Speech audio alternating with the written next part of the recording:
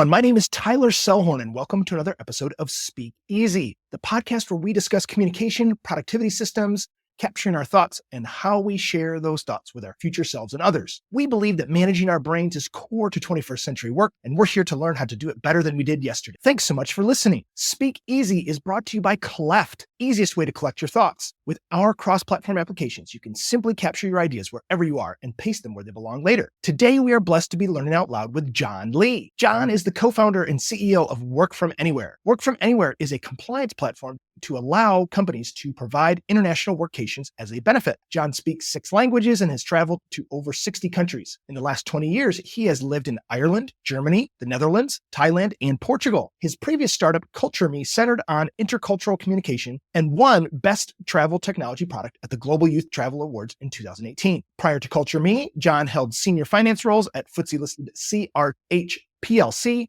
While working there, he traveled to over 150 locations over a 10-year period and to see firsthand the challenges of dealing with complex corporate tax, individual tax, and employment law across multiple jurisdictions. Okay, John, we're so excited to be here learning out loud with you. Give us a through line there when we're saying super traveler, trying to sort out tax stuff, and you're experiencing this problem around intercultural communication, and now you're doing back to corporate tax.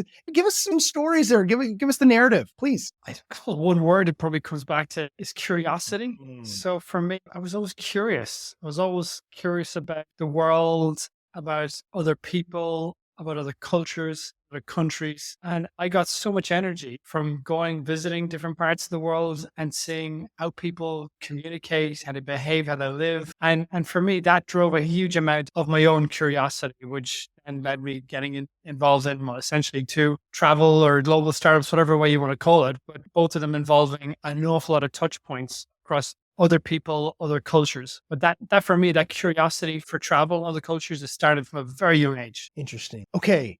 When you started, you had this experience of traveling and being energized by being among people that maybe didn't grow up like you or communicate like you. How do you bridge the divide between yourself and others who don't look like you, don't speak like you? You've obviously learned some languages along the way. Tell me more about that experience is like of being someone who's in a new place, trying to communicate with people that don't speak even the same language as you.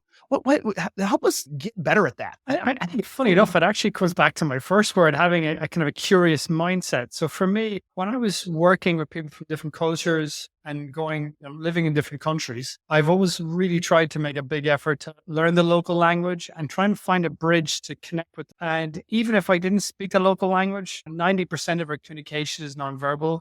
So finding ways to even speak to people in nonverbal gestures. Yeah. And so I think trying to have that humility inside you and that curiosity to try and find ways to connect with people. But for me, that's one of the reasons why I put so much effort into learning different languages, because I got such a kick out of deeply connecting with people. And it's really interesting when you're learning a language. It's really not until you can start to tell jokes in that language and understand those jokes that you really start to get that magical part where you can really deeply connect with the soul of other people in lots of ways. And for me, that whole journey and the difficulty of learning a language and getting to that point, when you get there and you're able to really deeply connect with people, it's amazing. I'll give you one anecdote. When I was in CRH, I used to work in internal audit, and we would go and visit all these operations around the world. And we would go to local manufacturing sites, distribution sites. And when I was, for example, in France or Switzerland or Germany, I would go there and I would speak the local language. And my other colleagues would have had translators and translators translating for them. At every single audit I used to go into, I used to spend the first 10 minutes really connecting with, let's say, plant manager. And I'd say to them after 10, 15, 20 minutes, listen, tell me how you run your business. What are the things you're trying to improve or whatnot? And then they give me a list of about 100 things they're trying to improve. So I'd have my audit report done after half an hour. And my colleagues who were dealing with the translator, they were really struggling to get up all their audit points. Was for me, I had them all done because I had the language. I was able to deeply connect. And of course, that's just from a professional standpoint. There was lots of other benefits from learning the language as well. Okay. So I'm putting a pin in like a trillion things in your answer that you just gave, but I have to ask because John and I have been internet friends for a very long time. We met in a hop-in instant networking thing at a GitLab like event, like back in 2020 probably. And think it's so interesting to hear you like doing the work of how can I communicate in a way that, loosens up this person that is maybe even afraid of this audit, right? By learning the language well enough to tell jokes. So my question is, because I know enough about you to ask, right? How are you doing with your jokes in Portuguese? Well, this is something I am deeply, deeply embarrassed by, because I think the challenge of building a startup and 3 kids below 7 has made it a bit of a challenge to get to the right level of Portuguese. I do speak some Portuguese, but I'm nowhere near the level I should be at considering my capabilities. Okay, So please don't be embarrassed, because I can only tell jokes in English. More power to you for you being able to speak Thai jokes and among other languages as well. So yes, please don't be embarrassed. I will take all of that embarrassment and hold all of it for both of us. Yeah. Okay, so let's go back to that moment where you're about to like connect with a person that like is gonna receive an audit from CRH, right? How do you think about communicating with that person? You have a set of processes and like audit statements that need to have filled in blanks, right? And what is it that you're trying to do to open them up to be able to have a conversation that's real and connected and you're able to communicate well? Yeah, it's a very good question. And for me, so much of it came down to trying to get to know the person. Because if you think of how we live life today, everything is so busy. Everyone's in a hurry. Everyone's calendars are full and there's no time for hardly anything. But actually, all the more reason, if you do take the time to really deeply connect with somebody, no matter how busy you are, and really try to get to know them. And I don't mean just professionally, I mean outside of work, that really goes a long way. And also to try and understand and have that curiosity for the culture. And I give you 2 very simple examples. In the Netherlands, when they have lunch, they actually spend, they give you, in a lot of cases when I was there, here's your sandwiches, make your sandwich. They spend 20 minutes eating a functional lunch, and they get to know people very often in the meeting room. In France, certainly around Paris, when I did a lot of work there, that's not how it works. They have an hour and a half to 2 hour lunch. There'll very often be a glass or 2 of wine and a 3-course meal where they really want to get to know you there. And it's not so much in the meeting room, it's really outside the meeting room and lunch. So trying to have a humility to know, well, I need to wait and see how this culture is and how people operate. And the national culture is one aspect of it. It's also the individuals. It's also the individual personality and the different subcultures that go around it. It could be their sports teams. People are very passionate about, for example, sports. So trying to find those connectors, those similarities, and just trying to get to know somebody first and foremost really goes a long way. Then once you get to know them and they see what you're like, then it's much easier to go into the next step. Okay. It's very obvious to me who John is and how that those experiences translated into, I think there's something here. I want to build a business around this experience of the cultural gaps that exist. Even just having the awareness that it's a long lunch away from the office building in France versus sandwiches in the meeting room, right? It's a working lunch and you have the conversation when you're in Amsterdam or wherever you are in the Netherlands, right? I think that's so obvious to me and maybe to you, John, but it clearly isn't obvious to everybody because you built a business around that. And so how do we get more people to embrace this idea that who I'm communicating with is probably more important than what it is that I'm even trying to communicate? I think you've hit the nail on the head, and it's trying to find multiple different ways of communicating with somebody is also important, because you very often see somebody, the way they write an email might be different to how they write a Slack message, might be different to how they do an audio recording, might be different to how they are in person. And I think having an understanding of how somebody wants to be communicated to is also really important. Some people get frustrated if you send them a voice message, for example, whereas others prefer writing, whereas others might be the other way around. Okay, time out. That is actually what we are trying to do at Cleft, because we are voice to text people, right? Because we understand that so many people do not want to hear our voice note, right? And I think that is so important to recognize who is the receiver of this message and how would they like to be communicated with. This is it. Even when we were doing the preparation for the show notes, I was able to do a voice note. I prefer to doing voice notes. So I don't like spending ages writing on notes. So the fact I could transcribe it, for me, that's one of the things I loved about it. So exactly that. If you take that dimension, there's the form of how we communicate, but then there's the, let's say, cultural nuances around how we communicate, which can be national culture or other elements of it, subnational. There's so many, even like company culture. There's so many nuances. We think of culture, people think one thing, but there's so many multiple dimensions to it. And again, going back to really trying to ask people, how do you like to be communicated to? What are the nuances? What are the do's and don'ts? And I also do believe, again, I'm very big on remote work, but I'm also very big on those moments where we get to connect in person as well. They're also so powerful as well. They were for me when I was working in CRH. I really made an effort to at least once or twice a year get to meet people in person. And then once I did, then it really cemented the relationship. Well, I know for myself, like we've long been internet friends, but we've also been in real life friends too, right? That URL to IRL pipeline is indeed existent, right? We've met in Lisbon, right? Like we've had a hug. We've had those moments of actually looking each other eyeball to eyeball instead of just screen to screen. And I think it's both. It's all the above. It's not either or. And there's trade-offs to being a primarily virtual relationship. And obviously there's value to being together, but it's okay. Is that going to be every day? Is that going to be every week? Is that going to be every quarter?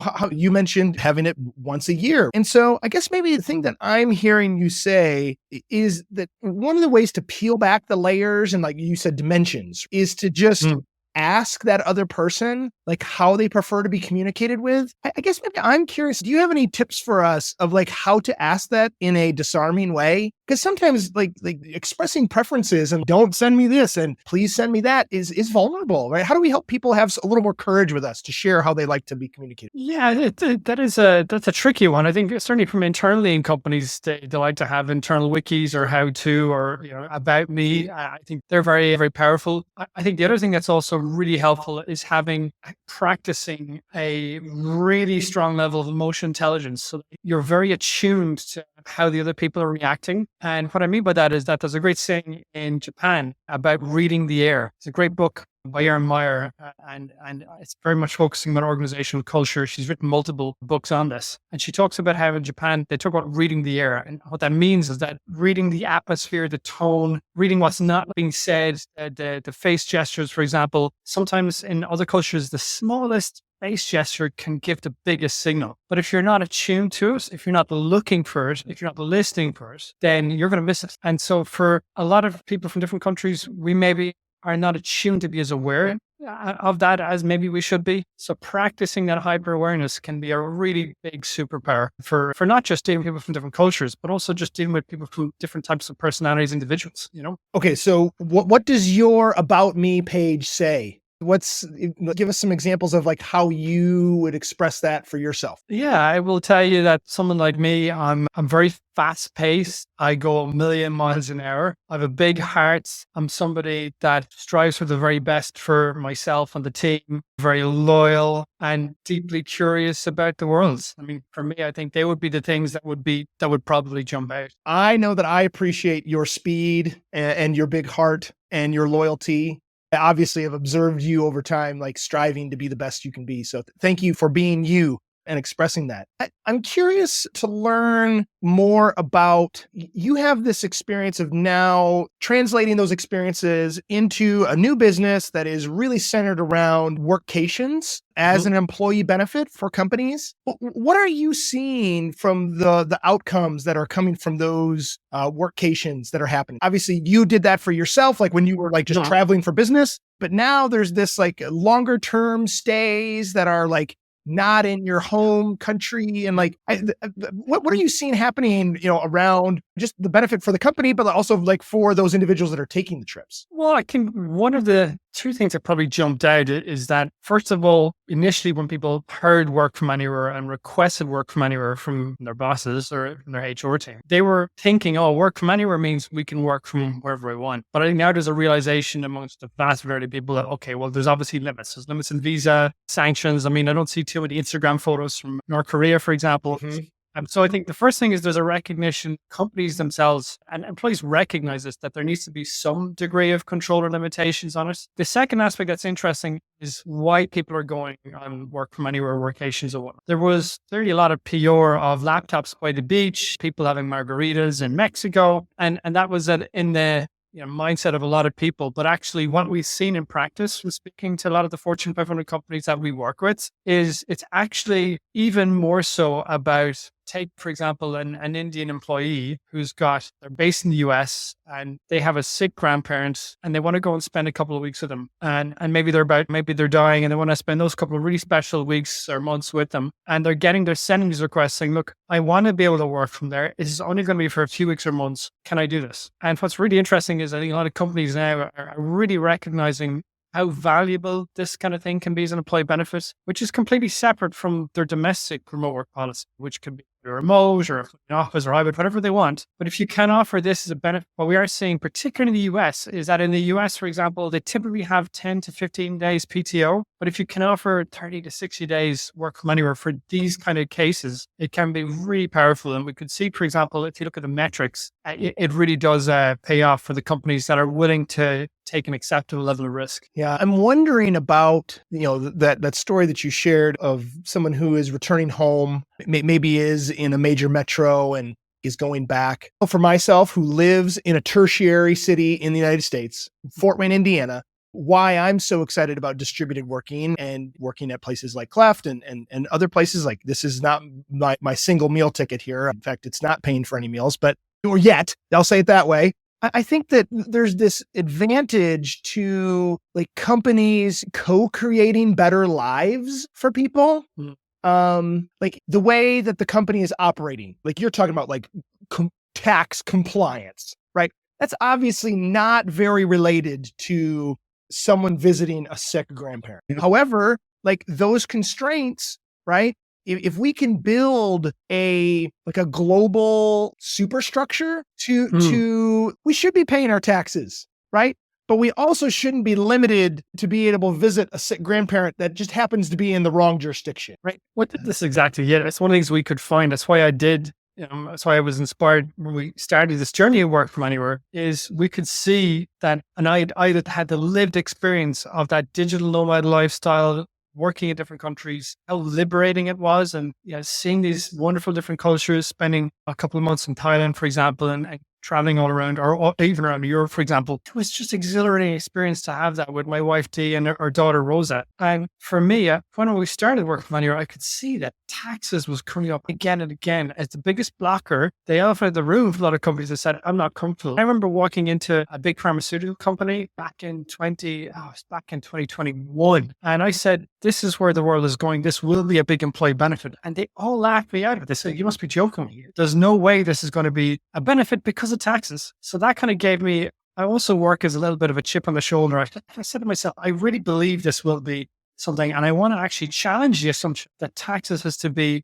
a major barrier. And nobody was really looking after this space the way, the vision that we had. And that's where it all went from there. And even, it was funny, even like a year ago, even a lot of companies, even then, where I'm still not convinced. Whereas I think now a lot of companies are actually recognizing, okay, there are ways to give some degree of flexibility without completely leaving yourself open to risk. And of course, that's where the technology does certainly in a lot of cases come in very helpful, whether it's what we're doing at Work From Anywhere or the different companies in our space. But the bottom line is there are answers there, whether they're looking for an oil tanker technology solution or a plug and play, whatever it is, there's great solutions out there to help companies be able to offer this and to have that powerful impact of what you can do for employees when you do offer them some degree of international remote work flexibility. Okay, so we've zoomed out. I want to zoom in to just you, John, and your brain. Right? When you have new thoughts about expanding workcations to a new country, or you've got a new marketing thought or a new sales playbook, or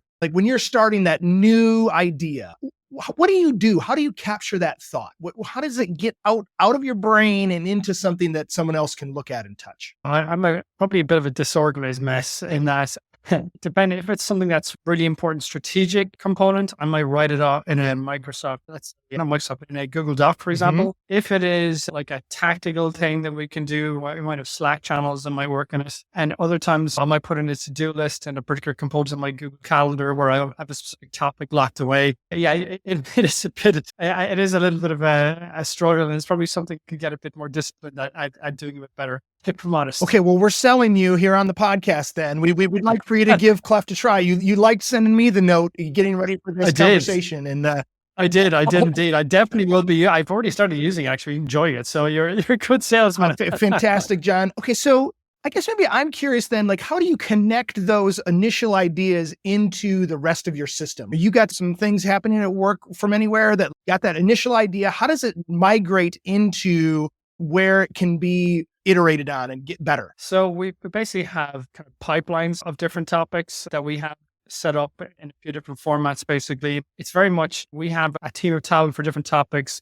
The chief marketing officer, CTO, my co-founder Donald looking after our product piece. And what happens then is we have regular cadences where we review, okay, what are the priorities? What are the topics? What are we looking to do basically? And we find we just like to, at the moment, we very much leave it to those different leaders what works best for them basically. But we do collect and have the interaction and chat on Slack on a regular basis. We're able to feed into the priorities and then have, I would say, calls once a week, once a fortnight on particular topics to try and dive into them further. Okay. Can you give us a little bit more detail about specifically about your company and like how many people are working together on things and, where does the mind meld happen like between people and that sort of stuff? Yeah. So we have a team, like, as you can imagine, fully distributed mixture of core talent, but also fractional talent that we use. We have talent in UK, Australia, in Portugal, in Sri Lanka, in the Philippines, and a few different places around the world, basically. And it really depends. So it depends on what the topics are. For example, we have, for argument's sake, the QC testers. They're testing all the time, and it's very clear what they need to do, and they don't need regular updates. Whereas maybe, for example, my chief marketing officer, I'm catching up with practically a daily basis, for example. There's a lot of things going on there. So it depends on the function, depends what's going on. They go through different waves, I would say. Sometimes the technology piece, there's a lot of enhancements and there's a regular cadence of meetings. Maybe on the product brainstorming or product feedback, especially when we're speaking to clients, there might be intense phases there where it's very, very intense. Really depends. Like in the next couple of weeks now, on my side, I'm actually traveling to London a couple of times. I'm going to Paris and Budapest. So for me, I'm on the road now. So again, a lot of the time it is we leverage async all the time. For us, async is really, really important to help work around what works best for the team because we're so distributed around the world. Yeah, I guess maybe that's what I want to invite you to conclude for us with is give us a sense of you as someone who is building a product that enables people to move location and work, right? You're talking about travel coming up for you. You're not going to be in your regular home office. Like, how do you stay?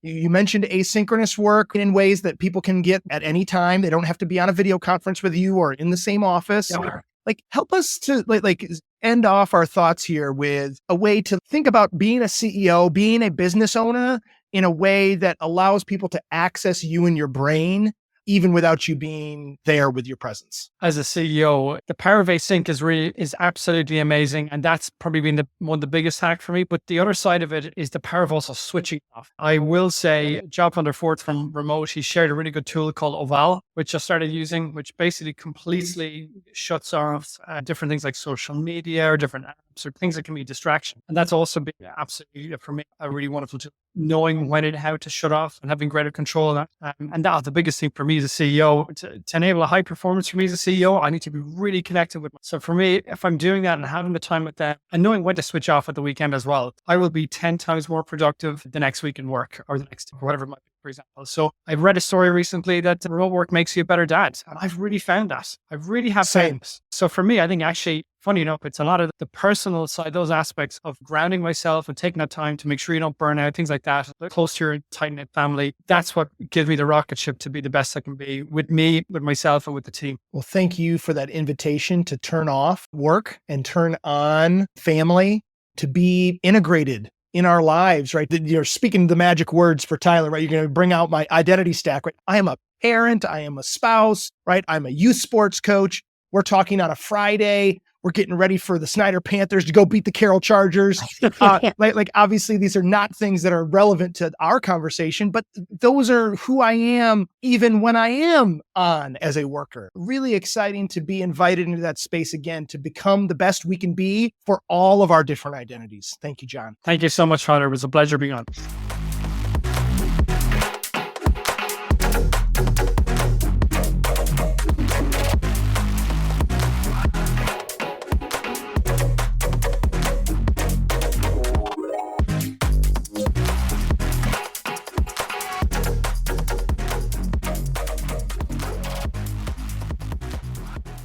The The Speak Easy podcast is brought to you by Cleft, the easiest way to collect your thoughts. With our cross-platform applications, you can simply capture your ideas wherever you are and paste them where they belong later. Check us out at cleftnotes.com. That's CLEFTNOTES.com. Thanks for listening as we think aloud together.